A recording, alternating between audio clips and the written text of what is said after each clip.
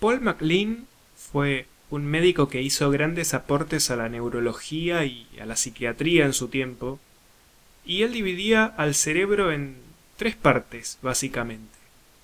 Una instintiva, heredada de los reptiles, una emocional, heredada de los mamíferos, y una parte superior, la corteza, que solamente la tiene el ser humano y que nos permite esto de pensar, analizar, ser lógicos, creativos, estas características. Y las emociones se sitúan, entonces, en esa parte del cerebro del mamífero que es responsable de que sintamos automáticamente y sin controlarlo emociones como la tristeza. Lo que quiero es que en este podcast distingamos entre dos cosas, básicamente, porque no tenemos todos las mismas vivencias. La tristeza de una persona no puede tener la misma razón de ser que la de otra. Por eso a veces está bueno distinguir antes de hacer un juicio y antes de decir que una persona, antes de expresar que no entendemos por qué una persona está triste. ¿Sí? La primera tiene que ver con lo siguiente. En una situación, por ejemplo, de una persona que está pasando por un duelo o por una pérdida o por una enfermedad que la bajonea mucho o incluso depresión, la persona que lo vive está, sumida casi de forma constante en esa tristeza. ¿Sí? Esa tristeza tiene una razón de ser que va por el lado de lo esperable en situaciones como esas, y en algunos casos va por la mano de lo clínico. ¿Sí? Esto lo tratan oportunamente psicólogos y psiquiatras. ¿Sí? Eso por una parte. En la otra parte están las personas que no están en duelo, que no tienen depresión, que no tienen alguna enfermedad, que no están en una situación de pérdida. A ver, son personas que estaban teniendo una buena semana, un buen día, que estaban haciendo sus cosas, y que con la aparición de un recuerdo o de un pensamiento que las suele poner tristes, se quedaron ahí. Le dieron protagonismo a esos pensamientos y generaron una tristeza mayor de la que les produce ese recuerdo. ¿Sí? Minutos después, esas personas se empezaron a sentir desganadas, quizá dejaron de hacer lo que estaban haciendo o lo hacían de mala gana. Un pensamiento llevó a otro y ese buen día y esa buena semana que estaban teniendo pasó a ser un mal día, una mala semana. ¿Sí? Ahora, yo me pregunto, ¿estará mal en un momento del día sentirse triste a causa de algún recuerdo o pensamiento que a nosotros nos genera un malestar? No, para nada. No hay que pretender ser inmunes o hacérselos fuertes, como se decía antes que había que ser, ¿no? La mente hace lo que sabe hacer. A la mente durante todo el día nos está tirando pensamientos de todo tipo, constantemente. Y esa parte del sistema nervioso encargada de las emociones, a veces reacciona a muchos de esos pensamientos que aparecen sin que uno los llame. ¿Sí? En otros videos he hablado de esto de dejarlos pasar, de centrar nuestra atención en el momento o de generar otros pensamientos que nos lleven a otros monólogos internos que nos hagan mejor, pensar en nuestras metas, pensar en lo que a cada uno le haga feliz, ¿no? Para poder seguir con la tarea en la que está. No se trata, no digo de negar ni de pretender tapar el sol con un dedo, no, nada que ver. Pero hay veces en las que no nos conviene entrar a ver qué nos pasa, entrar a ver si podemos ampliar más nuestra conciencia, ¿sí? Porque eso genera un desgaste que en un momento en el que estás, ponele, cortando el pasto, No podés dejar el pasto por la mitad y ponerte a pensar, a ver, ¿qué me está pasando? A ver, ¿qué me querrá decir esto que estoy sintiendo, ¿no? Entonces hay que saber en qué momento hacerlo, hay que saber con qué personas hacerlo. Llevar cada cosa a su lugar sin que una intente tapar a la otra. Sin que las actividades del día a día tapen nuestro trabajo de autoconocimiento y de ampliar la conciencia, y sin que ese trabajo interior que es necesario deje a un lado todas las tareas que tenemos por hacer, o opaque nuestros sueños, o opaque nuestras metas, ¿sí? Hay que saber en qué momento hacer cada cosa. Está bien, hace mal engancharse todo el tiempo con eso. Pero, si es constante, si todos los días aparece eso que te genera tristeza y te genera un mal día, entonces hay que pedir ayuda. Hay que hablarlo con amigos, hay que consultar quizá con un profesional, hay que buscarle la vuelta. ¿Qué haces cuando la tristeza te dice, hey, ¿hay alguien ahí? ¿Te está pasando algo con esto? ¿Me escuchás? Me parece que hay algo no resuelto acá. Y te toca la puerta para ver qué decisión tomás, qué vas a hacer para superarte o plantearte de qué otra forma podés llevar lo que te ocurre. ¿Qué te está queriendo decir esta tristeza? ¿Será que hay cosas en la vida que todavía no has aceptado? ¿A qué te resistís en la vida? ¿Con qué cosas propias de la experiencia humana te has negado a convivir? ¿Seguís mirando los dolores del pasado a través de los mismos anteojos? ¿Qué cosas te decís? ¿Para qué te las decís? No por qué, sino para qué. ¿Cómo te tratás? Si detrás de esa emoción hay un tema importante que nos ha superado, ¿qué recursos podríamos buscar para indagar en eso y salir con más fortaleza y resiliencia? ¿Con qué personas podrías conversar sobre esto? Somos personas, somos seres humanos inacabados, que tenemos la meta de mejorarnos a nosotros mismos, no de intentar cambiar o conquistar el mundo como Pinky y Cerebro. ¿Se acuerdan de ese dibujito? Eran dos ratones que tenían un laboratorio y querían cambiar el mundo y conquistarlo. Bueno. Aunque suele asociarse a negatividad y aunque en ciertas ocasiones haya que bajar los decibeles de la tristeza y no hay que alimentarla para seguir con lo que estamos haciendo ahora y no detenernos, la tristeza tiene sus utilidades, ojo.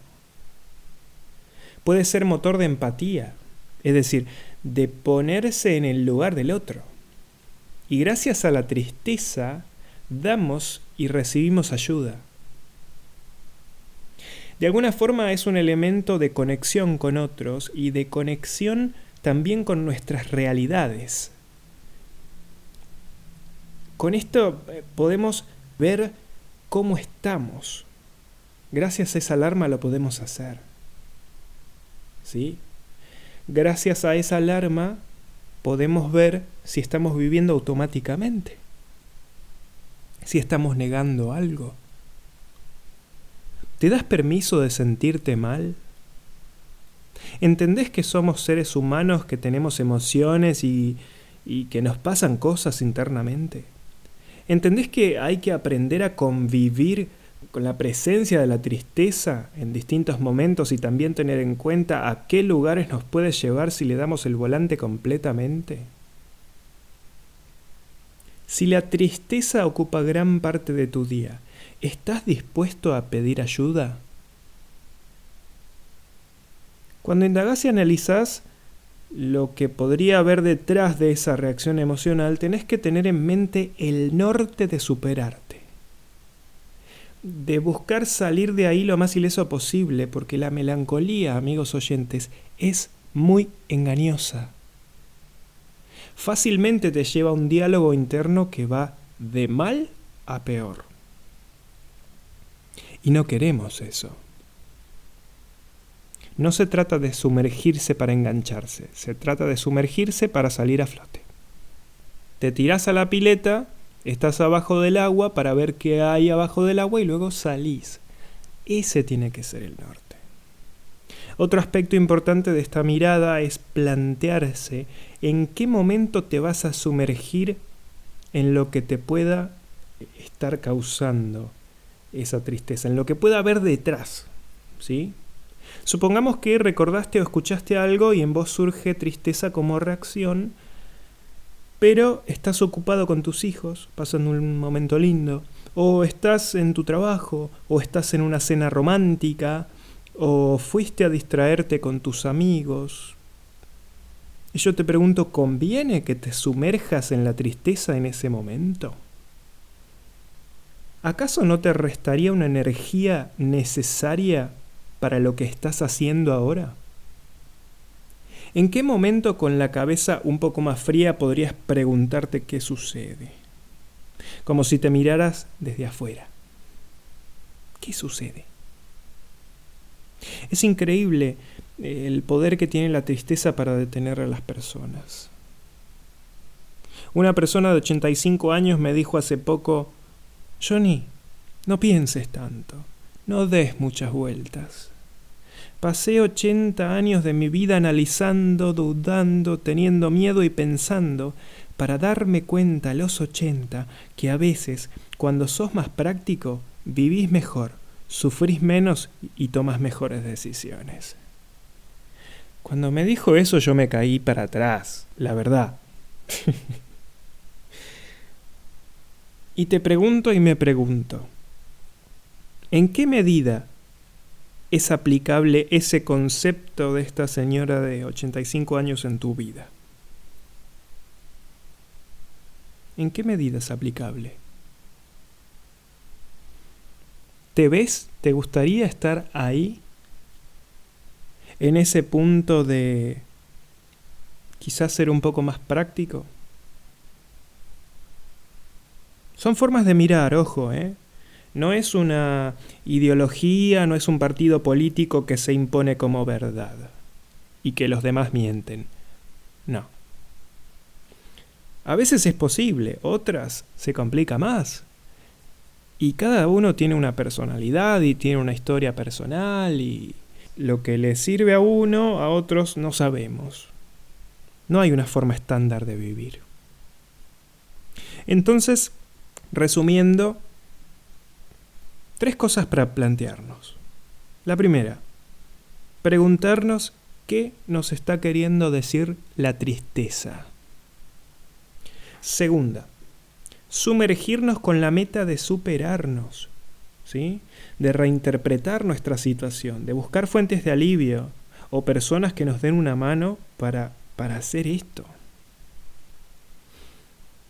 Pero no solamente con la situación, que ponele que vos estás triste por algo en concreto, es válido, obviamente, a todos nos pasa. El tema que hay que trabajar en esto, sobre todo en esas pequeñas cosas que no se pueden cambiar, ¿sí? Que es uno el que tiene que cambiar de actitud o de opinión o de buscarle la vuelta para estar mejor ante esa realidad que no se puede cambiar.